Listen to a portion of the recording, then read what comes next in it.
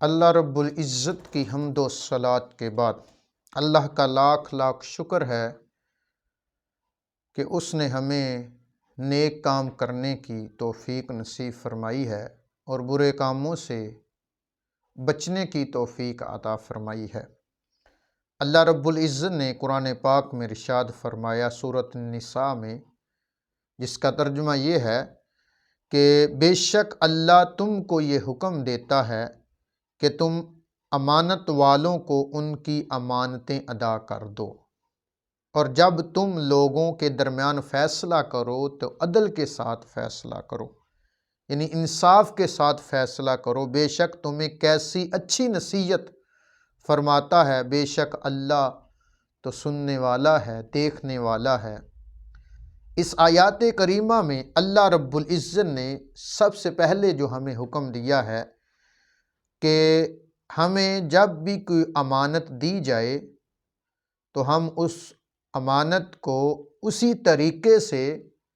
جس طرح اس نے ہمیں دی ہے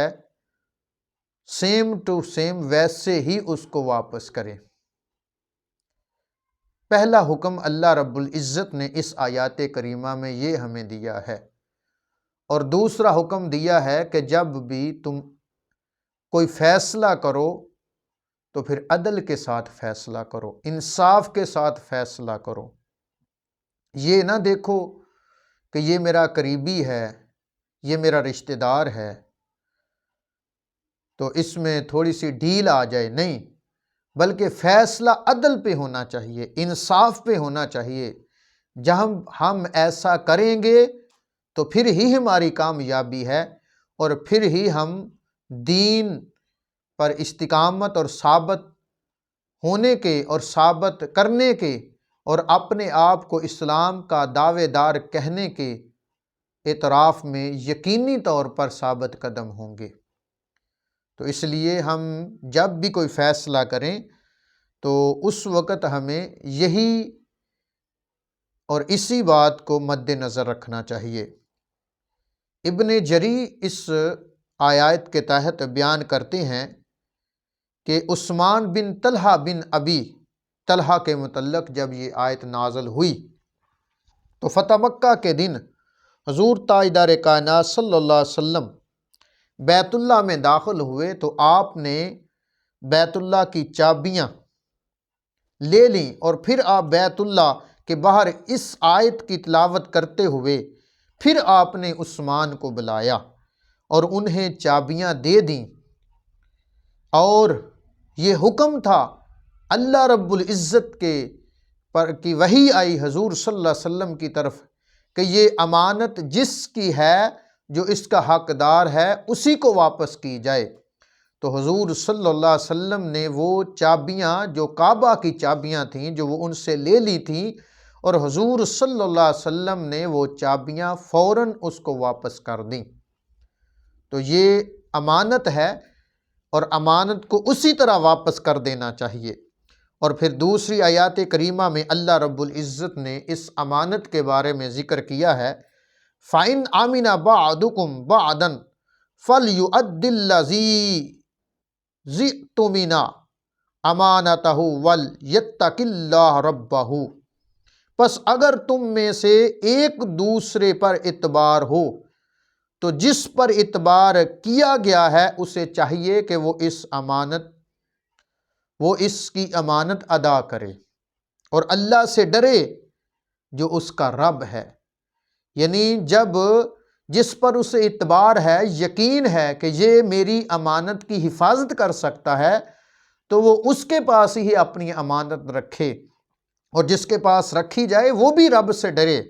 کہ اس امانت میں خیانت نہ ہو جائے، اس امانت میں دھوکہ فریبی نہ ہو جائے۔ جس طرح اس نے امانت دی ہے، میں اللہ سے ڈرتا ہوا، اللہ سے ڈر کر اسی طرح اس امانت کو واپس کر دوں۔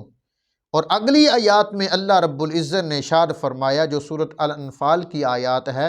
آیت نمبر 27 ہے، اللہ رب العزت نے ارشاد فرمایا یا ایھا الذین آمنوا لا تخونوا اللہ والرسول وتخونوا اماناتکم وانتم تعلمون۔ اے ایمان والو اللہ اور اس کے رسول سے خیانت نہ کرو، اور نہ اپنی ایمانتوں میں خیانت کرو،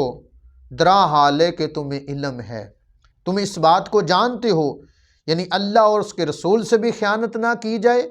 اور جو امانت آپ کے پاس رکھی جائے اس میں بھی خیانت نہ کی جائے۔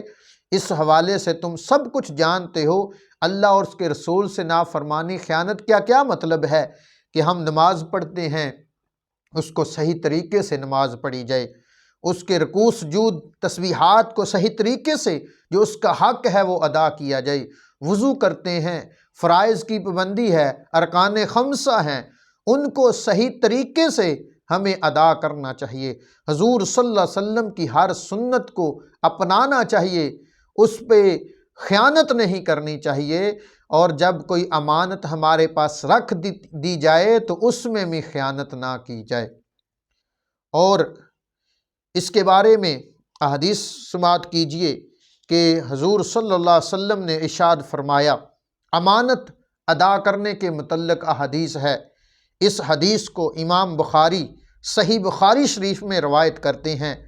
حدیث نمبر 59 ہے۔ حضرت ابو ہریرہ رضی اللہ تعالی عنہ بیان کرتے ہیں کہ نبی کریم صلی اللہ علیہ وسلم نے فرمایا، جب امانت ضائع کر دی جائے گی تو قیامت کا انتظار کرو، یعنی جب لوگ امانت کا خیال نہیں رکھیں گے، اس میں خیانت کریں گے، اور جس کو دی جائے گی امانت وہ اسی طرح اس کو واپس نہیں کرے گا، تو تاجدار مصطفیٰ صلی اللہ علیہ وسلم نے فرمایا پھر قیامت کا انتظار کرو۔ سائل نے عرض کیا، یا رسول اللہ، امانت کیسے ضائع ہوگی، امانت کیسے بکھر جائے گی، امانت کس طرح دوسرے کے ساتھ جب وہ پہنچانے کی کوشش کرے گا تو صحیح طرح نہیں پہنچے گی؟ تو حضور صلی اللہ علیہ وسلم نے فرمایا، جب کوئی منصب کسی کے نااہل کے سپرد کر دیا جائے گا تو سمجھیں کہ قیامت کا انتظار کریں، یعنی جب کسی کو آپ کوئی سربراہ بناتے ہیں وہ اس کا اہل ہی نہیں ہے تو آپ اس کو وہ ڈیوٹی دے دیتے ہیں، تو حضور صلی اللہ علیہ وسلم نے فرمایا پھر قیامت کا انتظار کرو۔ آج دیکھیں ہمارے وزیر اعظم سے لے کر گاؤں کے ناظم تک اور ممبران تک ہم مطالعہ کر سکتے ہیں اپنے ملک پاکستان میں کہ وزیر اعظم اور صدر سے لے کر اور گاؤں کے ناظم تک ہمارے جو سربراہ ہیں وہ کیسے ہیں۔ کسی کو نماز سیدھی نہیں آتی، کسی کو نماز کے واجبات کا نہیں علم، نماز کے فرائض کا نہیں پتہ، اور قرآن پاک کے مطالعے سے ناآشنا ہیں، احادیث کے مطالعہ سے ناآشنا ہیں، حضور کی سنت سے بہت ہی دور ہیں، حضور صلی اللہ علیہ وسلم کے طریقے پر اپنی زندگیوں کو نہیں گزار رہے، وہ دوسروں لوگوں کے تابع ہیں، اسی لالچ میں وہ اپنی زندگیوں کو تباہ و برباد کر رہے ہیں۔ تو حضور صلی اللہ علیہ وسلم نے فرمایا کہ جب ایسے لوگوں کو جو اس کے حقدار ہی نہیں ہیں، جو اس عہدے کے حقدار نہیں ہیں، جب ان کو اپنا حکمران تسلیم کر لیں گے، جب ان کو اپنا سربراہ تسلیم کر لیں گے جو اس کے حقدار ہی نہیں ہیں، تو حضور صلی اللہ علیہ وسلم نے فرمایا پھر انتظار کرو قیامت کا، یعنی یہ قیامت ہی تو ہے کہ غریب بھوکا مر رہا ہے، مہنگائی اتنی ہو چکی ہے کہ غریب جو ہے وہ صبح جاتا ہے، کبھی محنت مزدوری کرنے کے لیے جاتا ہے، کبھی ڈیوٹی ملتی ہے محنت کی، اور کبھی اس کی دہاڑی لگتی ہے، کبھی نہیں لگتی، تو یہ کیا ہے؟ ہمارے لیے بہت بڑی یہ سزا ہے، اور اس سزا کو ہم نے خود انتخاب اس کا کیا ہے کہ ہم نے ایسے لوگوں کو چنا اور ایسے لوگوں کو ان سیٹوں پہ بٹھا دیا۔ اگر آج ہی ہم یہ فیصلہ کر لیں کہ اس ملک پاکستان میں ہم نے اسلام کو لانا ہے، اس ملک پاکستان میں ہم نے شریعت مطہرات کے مطابق زندگی گزارنے والے حکمرانوں کو لانا ہے جو خود بھی سیدھے ہوں اور ہمیں بھی سیدھا کریں،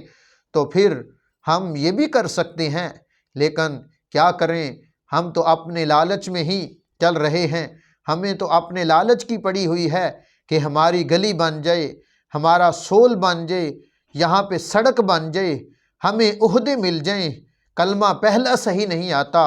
اور نماز رکان کا نہیں پتہ، شریعت کا علم نہیں ہے، انہیں ہم نے عہدوں پہ بٹھا دیا۔ تو یہ ہماریاں غلطیاں ہیں جو ہمیں ہمارے سامنے آ رہی ہیں۔ آج وقت ہے کہ ہم اپنے آپ کو سدھار لیں، اس بیعت کو جو اس کا حقدار ہے اسی کے ہاتھ پر بیعت کرے۔ میں اکثر یہ بات کہتا ہوتا ہوں کہ پہلے یہ بیعت زبانی تھی، ہاتھ پہ ہاتھ دے کر بیعت کی جاتی تھی، لیکن تھوڑا سا طریقہ ہی مختلف ہے تو وہی بیعت جو حضرت امام حسین اور یزید کے درمیان تھی، لیکن حضرت امام حسین نے وہ بیعت نہیں کی۔ کیوں؟ کہ میں کسی فاسق کے ہاتھ میں اپنا ہاتھ نہیں دے سکتا، میں کسی زانی کے ہاتھ میں اپنا ہاتھ نہیں دے سکتا، کسی ایسے انسان کے ہاتھ میں ایسا ہاتھ نہیں دے سکتا جس کی بیویاں 4 سے زیادہ ہیں۔ اس لیے میں تو ہاتھ اس کے ہاتھ میں دوں گا جو مصطفیٰ کا سچا غلام ہے، جو مصطفیٰ کی ناموس رسالت کی حفاظت کرنے والا ہے۔ تو اس لیے حضرت امام حسین سے بڑا کوئی متقی نہیں تھا، پرہیزگار نہیں تھا، اس لیے حضرت امام حسین نے کسی زانی، کسی شرابی کے ہاتھ میں بیعت نہیں کی، اپنا سر سے اپنا تن تو جدا کروا لیا، لیکن قیامت تک لوگوں کو یہ سبق دے دیا کہ جب بھی کوئی ایسا معاملہ آ جائے، جب بھی عزتیں لوٹی جا رہی ہوں، جب بھی کوئی زانی حکمران آ رہا ہو، جب بھی کوئی ایسا مسئلہ پیش آئے، تو پھر اس کے ہاتھ پہ بیعت نہ کی جائے، بلکہ اپنے حق پہ جو حضور صلی اللہ علیہ وسلم کا طریقہ ہے اسی پر کھڑے ہو جائیں۔ اللہ خود ہی آپ کی مدد فرما دے گا۔ آپ دیکھ سکتے ہیں کہ یزید کا نام مٹ گیا، یزید کا تسلسل مٹ گیا، امام حسین کا ذکر آج بھی زندہ ہے، امام حسین بھی زندہ ہے، امام حسین کا نانا بھی زندہ ہے، اور یہ قیامت تک ایسا ہی رہے گا، کیونکہ انہوں نے اس دین کی بقا کے لیے، اس دین کی سربلندی کے لیے، اس دین کو پروان چڑھانے کے لیے قیامت تک لوگوں کو یہ سبق دے دیا کہ سب کچھ لٹ جائے لیکن مصطفیٰ کے دین پہ آنچ نہیں آنی چاہیے۔ تو آج ہمارے لیے یہ لمحہ فکریہ ہے کہ ہم حضرت امام حسین کے اس سبق سے، حضرت امام حسین نے جو شہادتیں گھر والوں نے دی اس سے ہم سبق حاصل کریں۔ آج بھی ہم اسی جگہ پہ ہیں، آج بھی یہی کچھ ہمارے سامنے ہے، ہمارے اوپر طاغوتی لوگوں کے، غیروں کے ایجنٹ ہمارے اوپر مسلط ہیں، ان کو ہٹانے کے لیے ہمیں حق کے ساتھ کھڑا ہونا ہوگا، ہمیں ان کے ساتھ کھڑا ہو کر حق کا ساتھ دے کر اس دین کو اس تخت پہ لانا ہوگا۔ اس لیے آج ہم کوشش کریں گے تو ضرور اللہ ہماری مدد فرمائے گا۔ اگر ہم نے آج کوشش نہ کی تو جو دن دیکھ رہے ہیں اس سے بھی بدتر دن ہمارے اوپر آ سکتے ہیں۔ اس لیے کوشش کریں، کوشش کرنے والوں سے جو امید رکھتے ہیں کہ انشاءاللہ ایک نہ ایک دن اس تخت پہ اللہ کا دین اور اس کے رسول کی شریعت آئے گی، تو اللہ اس کی کوشش کو ضائع نہیں کرتا، اللہ ضرور ان لوگوں کی مدد فرما دیتا ہے۔ اللہ رب العزت کی بارگاہ میں دعا ہے اللہ ہم سب کو عمل کی توفیق نصیب فرمائے اور حضور صلی اللہ علیہ وسلم کے دین کو اس تخت پہ لانے کی توفیق نصیب فرمائے۔